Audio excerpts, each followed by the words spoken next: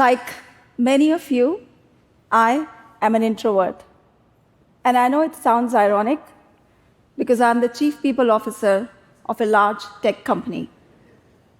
But I've never been the loudest in the room.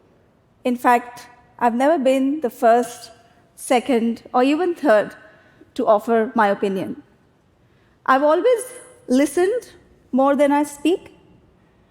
And in a world where most dominant voices are often seen as leaders, I've had an uphill battle at work until distributed work changed my life and many others.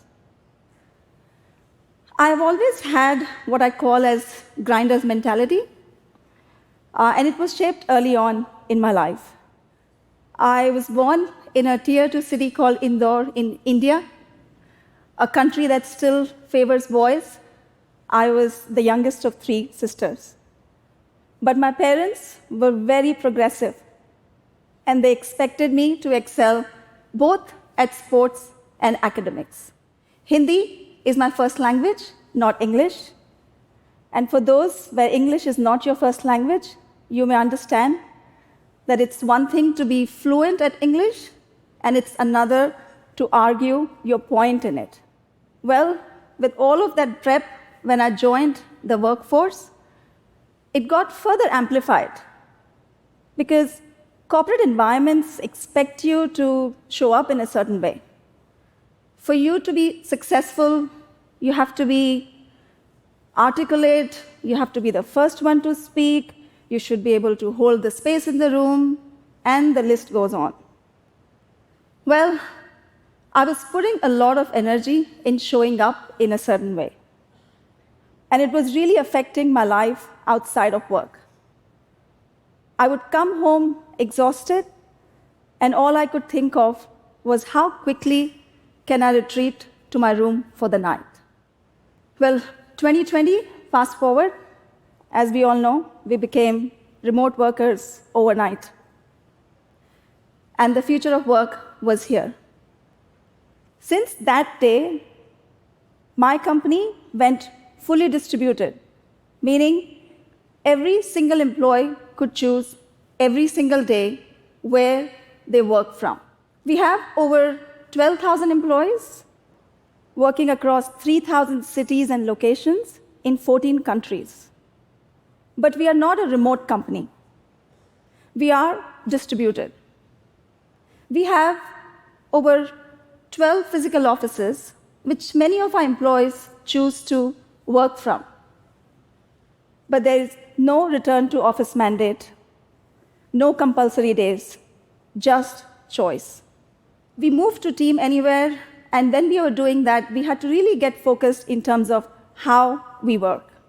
Because where we work is one variable of the equation, but how we work is the most important variable. And there is a spoiler alert for all of you that we had to get really, really good at collaborating.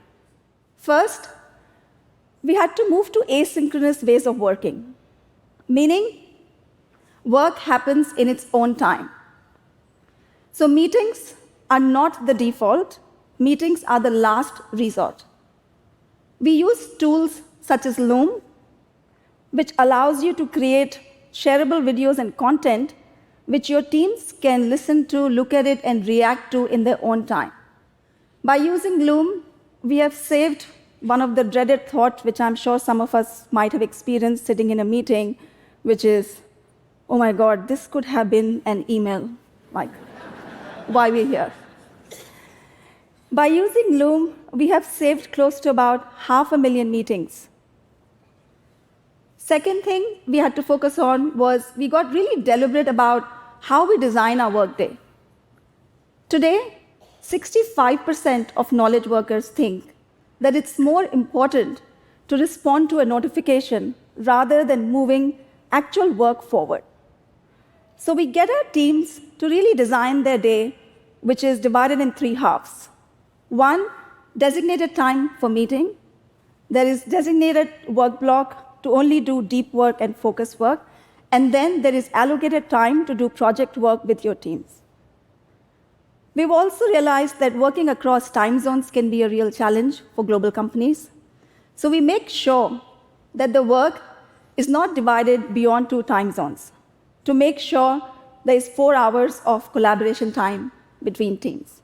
The third most important aspect is how do you build real connection in a distributed world? And let me tell you, there is a myth that you build connection by sporadic office attendance. Like you sitting with your mate next to each other, staring at your laptop, you're not building any connection. What we found out that you build real connection when you bring teams together to work on a problem or on a strategy, ideate new things, but bring them together for a reason. That's when you build intentional togetherness.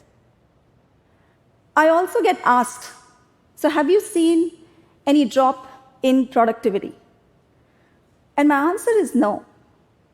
92% of our employees say that they are doing best work of their lives, and 1/3 of them have seen improvement in focus. Well, working this way, for me personally, it really unlocked my potential almost immediately. We often argue that smart people think on their feet, and of course, many do. But there are lots of super smart introverts who show their intelligence differently. That has been my experience.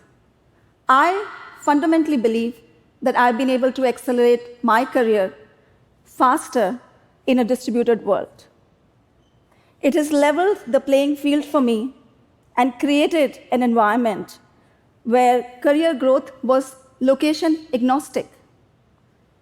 Today, the talent is not defined by whether you live close to an office or a city.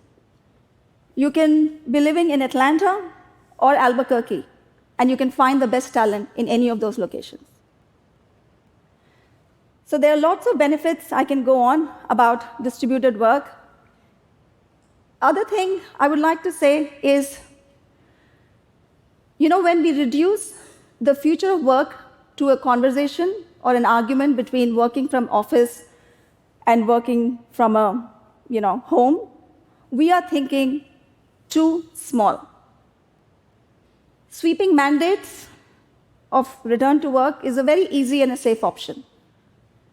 And a lot of organizations use it for whatever various reasons.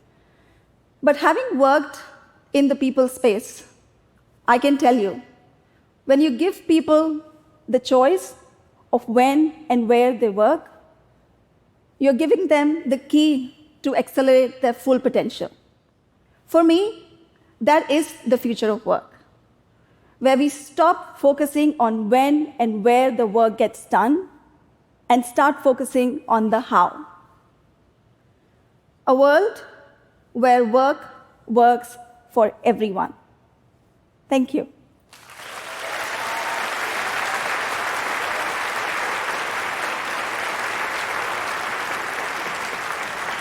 Thank you so much for that. Avani, stay with me for a minute. Before you leave us, I just want to ask a question. You make a compelling case for distributed first teams. How do you approach mentorship in a distributed workforce? So, like I said, when you make the choice, you have to build a lot of enablement in the organizations in order to do that, which means starting from entire life cycle of onboarding. So what we experienced based on where you are in your career and your journey, if you're a new grad or if you're a new hire, you need more curated in-person experience to build that enablement upfront. When it comes to the leaders, it's a very different skill to have a performance conversation in person versus having it remote. So you have to really switch your entire L&D muscle to build around that. We also have seen that having bite-sized learning is it's much better. You absorb better in a distributed fashion rather than sitting against like a online training and going through it. So there are various ways, but yeah. Fantastic. Yeah. Well, if we've got people in organizations that may be considering a move to a distributed first working model, If they're concerned about the impacts on culture, what advice would you give those folks? I would say when you're thinking about culture, and based on how distributed and how global your organization is, you have to get really nuanced about it. So one size will not fit all. You have to cater to different cultures where probably coming together for a different reason makes more sense to build some connection. So it has to be very, very nuanced when you're thinking about culture. And you also have to anchor yourself to 2 or 3 values which you believe in as a company, because that will help you make some decisions. Those will be your guiding principles on this journey. Fantastic. Thank you so much. Another round of applause for Avani Prabhakar. Thank you.